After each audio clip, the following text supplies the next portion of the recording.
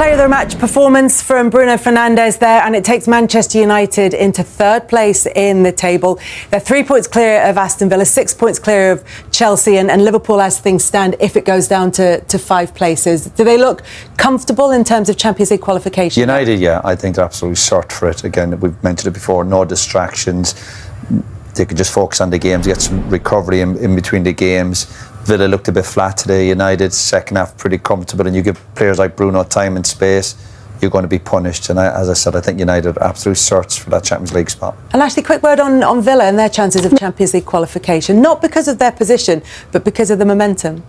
Yeah, of course, and especially when United have got that psychological bit to it with them winning now. Liverpool see that they had that opportunity with Chelsea as well last night, and they didn't take it. And like I said today, they just weren't at it, and that's their own faults. Let's take a look. All day long. He's tried to claim that. Unless he's on a goals bonus, he might be on the goal. He's got some front there. But in the end, because Manchester United got back into the game, it wasn't significant in terms of the outcome. But this pass, yeah, brilliant pass. You can see there that Konsa gets caught with Mbeumo. Cunha had not had his best game, but this is what good players do. They don't care. It doesn't seem to affect him. You can see Konsa just runs in. The passes, the timing is great. Opens his body up lovely. Just guides it into that corner. Really good finish. Such an important goal for him as well. So that made it 2-1 to Manchester United, and it got even better for them. Benjamin Šeško has become a real super sub for Manchester United with the third. Yeah, he has been, and to be honest, I think Villa all day they were all over the place, and Šeško obviously sees it, come back in the box, and a typical striker with the form that he's been in, whether he's been on the bench or he's coming off the bench. He turns quickly here. He sees the ball. He takes a shot. It takes deflection, but it goes in. It's a great finish for him and for his confidence as well. Yeah, they are increasingly getting that gap in third. So 0-0 at half-time. All the goals coming in that second half. United taking the lead from a corner kick, which, when you look at the way it was conceded, Tim, you weren't really happy about this from a Villa point of view. Lucadinha at the back post, you see him there. It's a good save from Martinez, and then he's under no pressure. Look, everyone sees it. Why are you giving a corner away there? Kick it out for a throw-in, or get yourself turned around and kick it up the field.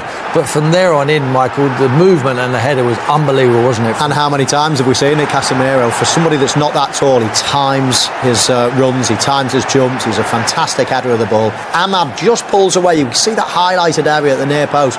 He pulled Digne out of the way of that, and Casemiro comes and fills his space and nods it into the back of the net. But the guys in the front area have to go and head the ball. I mean, he loses Ross Barkley, has a run on him. But if you're Ollie Watkins, you have to go and head that at the highest point. He's waiting for it to come to him. He doesn't see where Casemiro is. It's a brilliant time jump and a wonderful guided header. But they have to do better in the front area. Yeah, Villa did have hope with 1-1, but then this is a brilliant move, and you love this finish as well from Matthias Cunha. Oh yeah, he's just all class, isn't he? And this is Manchester United really at their best when they're defending, when they break reasonably quick. Obviously Bruno Fernandes pulling out here onto the left-hand side. Mbeumo makes a run, but he times it poorly really, so he's offside. But for Fernandes to see that, to spot that ball, is quite incredible. We just look at Konsa as well here. He takes a little look at Mbeumo, and just that little glance there almost puts him off, loses his momentum.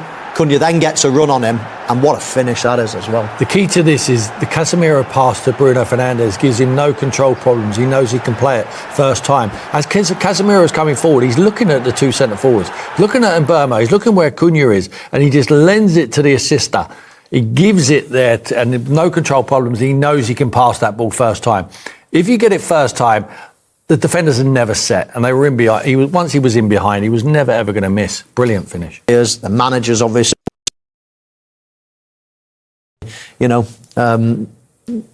getting better and better, I guess, and the momentum's getting more and more. So Manchester United, I'd be surprised. In fact, I think they've probably got more chance of coming second, like catching a Manchester City, let's say, than they have of dropping out now. So they've got loftier ambitions, but Aston Villa, they need to hang on. They're probably, the likes of Chelsea losing yesterday was a real bonus for them. They got to get back on the wagon quite quickly. The way it's going for them at the moment, Mo, I just think it might be easier for them to qualify for the Champions League by winning the Europa League. And I think it's a manager who's done that before. He's done it 4 times. I think it's time for Aston Villa to lift the trophy. I've got full belief that he will win the Europa League this season with Aston Villa and qualify for the Champions League. Interesting. Carrick does that with abundance and with ease, it seems. And we've talked about Igor Tudor not being able to do that maybe at Tottenham. How are they not going to give this guy the job? Well, I said they shouldn't. I agree with, and you've mentioned as well, I agree with Gary Neville, like, they shouldn't. They need a manager who has managed a big club. Why? But because they've run into this before. Because Manchester United, and again, this is no disrespect to Carrick. I think he should, if he gets them into third place at the end of the season playing this way, he absolutely should be having conversations with the board about being the next manager. Would you still not give it to him if he finishes third? No, only because in a snapshot, we've seen this before. That's the only reason. And again, no disrespect to him, but over the course of 6 months, you can get a team to play like this. This project is bigger than this. This is getting Manchester United back on top of Europe. I sat here a few months ago and said, it's not... You said no matter big, what. No matter what. And Changing? I was wrong. If he gets them third, if this club's got momentum and starting to go again back, why would you not let it go? Why would you not at least give him 18 months and say, let's continue where we are? It's interesting. Interesting debate. No doubt we'll be having it every week between now